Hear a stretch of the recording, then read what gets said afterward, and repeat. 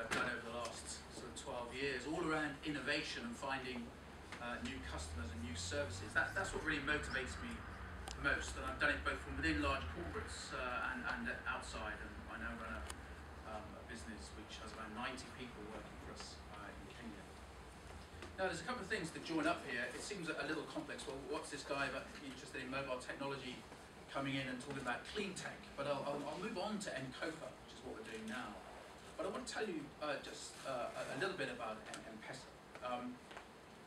We had this rough idea back in 2003 that we could use mobile technology in emerging markets for financial services. We could create electronic money and do something on phones for customers which we think would solve some of the problems around, at the time, what was called the access to finance gap, which was prevalent in the 90s and the early 2000s. People were saying, well, look, if we can get capital into markets, we can start to see economic growth.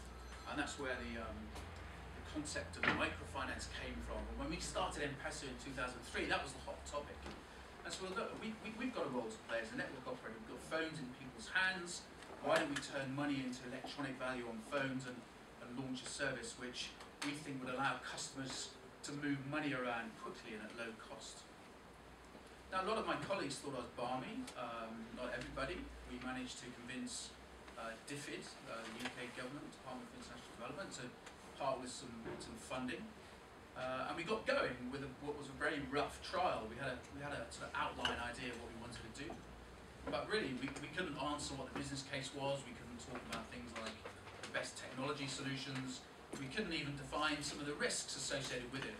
And in a room like this, if we were to say, well, who would put money onto that? Actually, nobody in Vodafone would. But I managed to get some funding from DFID, and that was a different story. They were happy to put development money towards private sector engagement in this hot topic of financial inclusion. So we had a rough idea, and it took us probably 18 months to pilot something. And I'll come back to that in a few minutes because it's key. But then we launched the service in 2007, and it's just rocketed away. And M-Pesa is hugely successful in Kenya today. More than half the adult population use it. And anybody who doesn't know what it is, it's just a virtual wallet on a phone, and we allow people to put cash in and take cash out and move that money around phone to phone. And it probably generates about $130 million a year for Safaricom, the network operator. That's just in pure revenue. There's lots of other nice bits about the business model around churn and stickiness, and it keeps people on the Safaricom SIM.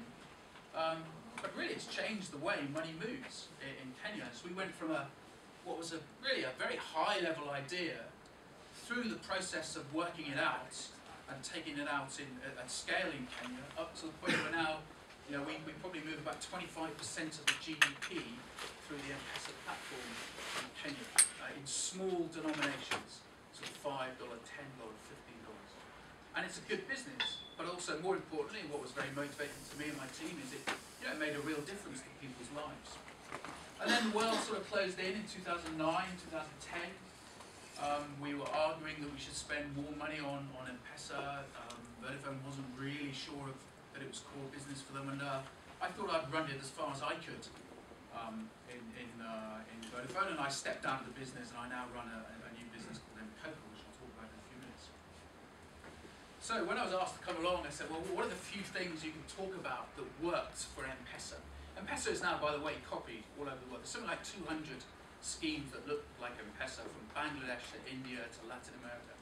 So we weren't the first out. Actually, there was some work going on in the Philippines, but it's often held up as the sort of priority example of how you can use mobile technology for financial services. So getting down 6 or 7 years of my life into a single slide is a little bit hard, but I've tried to do it here, and I think the lessons will be true of any challenge you approach from a technology perspective. And I say this with a little bit of tongue-in-cheek, but it isn't really about technology. You could have built M-Pesa 20 years ago and made it work. What we got right with M-Pesa, we looked very, very hard at what the customers actually wanted. None of us were bankers, none of us were financial experts, but we knew how to create electronic value and move it around securely. So we're staying focused on the customer.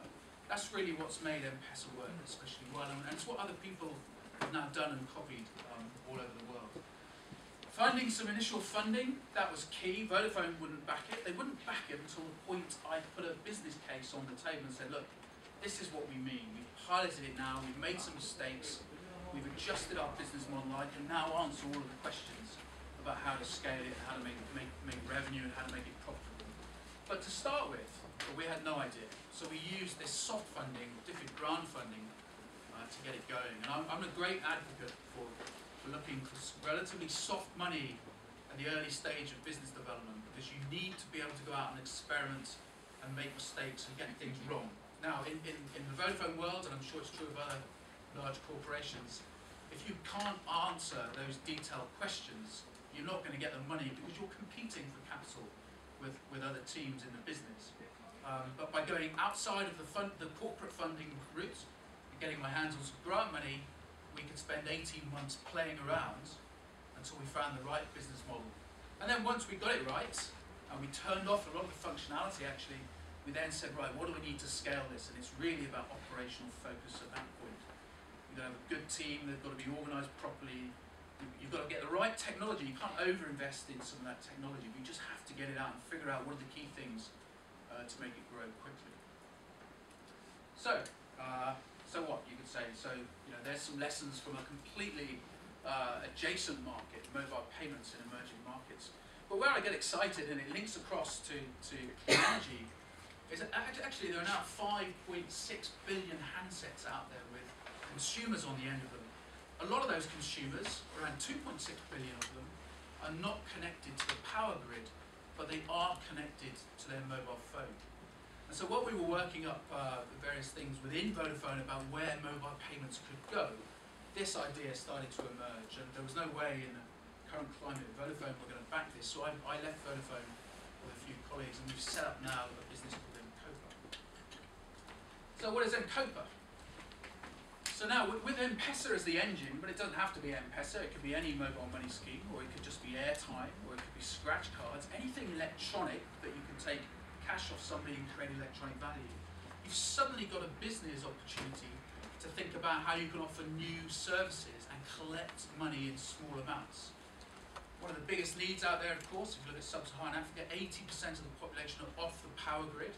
They spend money every day on charcoal and kerosene and car batteries and diesel generators, which is a very poor quality and very expensive form of energy. So we said, okay, well look, we can use the mobile payments engine to break that cycle of unaffordability for customers. The technology exists. You can buy solar technology, other forms of renewable technology, but it's all too expensive for consumers. But then when you think about what M-Pesa allows, you can start to play around with the business model. So what we do is we take a $200 solar home lighting system, we put mobile technology into that lighting system, so it's live on the network.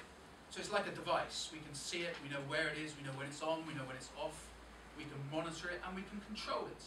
And then we say to the customers, put a deposit down, and for a daily price that is less than what you spend on kerosene or charcoal, we'll tell that unit to stay on for another 24 hours.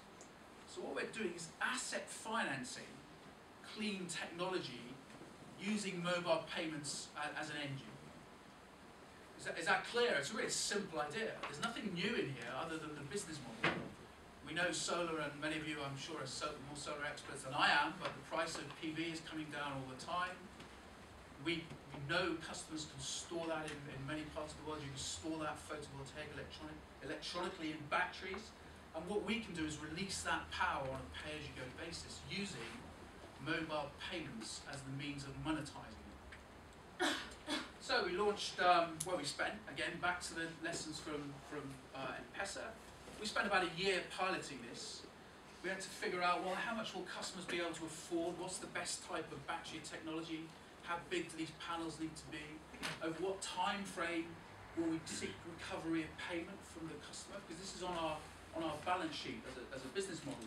It's on our debt. We buy these units in China, move them to Africa, and then recover the money over time. Lots of questions in there that we didn't know about 18 months ago. We spent a year piloting it, working it out, fixing the technology, building the back office system, and then we launched it in June last year in Kenya, and the uptake has been fantastic. actually one of our biggest problems is just getting kit out of China and into Africa quick enough for us to sell it out. We like the business model because we can see a pipeline. It doesn't stop with lighting. When you think about that pay-as-you-go technology and putting it into anything that needs turning on or turning off, the same principles can apply. We can break it down into affordable chunks for customers, and we know there are many, many customers who have a phone and have a mobile wallet but have no power. So just how a bit of detail on there, but really it just talks about the technology. It's a chip inside the hardware, and we built a back office system, which is really the clever stuff. This is where a lot of our time and focus has been. To the customer, it looks really easy. They go and they buy a box, and we link it to their phone, and they don't need to worry about it. Behind the scenes, we're collecting data off those units all the time. We stream that data into our servers and our application, and we stay right on top of what the customers want and how they use it, what they like and they don't like about it, and we can back it all up with real-time information on those devices. So previously, when solar units were sold, there was a black box. You sell them out of a store, customers take them away. If they can find the money to buy it, they often borrow that money. And it only ever comes back if there's something wrong with it. We talk to these units all the time, so we know whether they're being overused or underused, or whether the customer's got the panel in the right place or the wrong place. We can look at the battery data. So what you're seeing on this simple chart here, red line is when it's high, it's daylight, the battery's charging up, and the blue line is the usage that we see the customer using that battery for their lights and their phone charging, etc. Simple stuff, really. Smart technology on top of the battery, all collected through the mobile network, and we can use payments to make it all work as a business model. We spend a lot of time talking to the customers. We poll them. We keep credit records on their accounts because they can pay us in any amount they like. And what we found is just fascinating. People, when they have cash, spare cash, they tend to overpay. So what they're doing is looking that cash up against a future known use, which is ownership of the device. And any of you heard of Portfolios of the Poor? It's a book. Great book. You should read it, actually. It's all about the complexity that people on low income face every day when they try to manage their money. They actually borrow and lend, and they have shop credits, and they're part of consumer lending, these merry-go-rounds they call them, where they're all sort of join these sort of savings schemes. And what we see when we look at payments in detail is people love this because it's completely flexible. They can pay us when they want and how much they want. And this unit stays on their, as long as they're paying us back, down to the minimum level. They own this thing after 12 months. Many of them will own it after 3 to 6 months. So, just to wrap up, stay focused on the customer. Think about how you can use the technology to solve a problem rather than use the technology to sort of go out looking for problems. It shouldn't be a techno-deterministic business model. It has to be about what are the problems for customers and how can I solve them.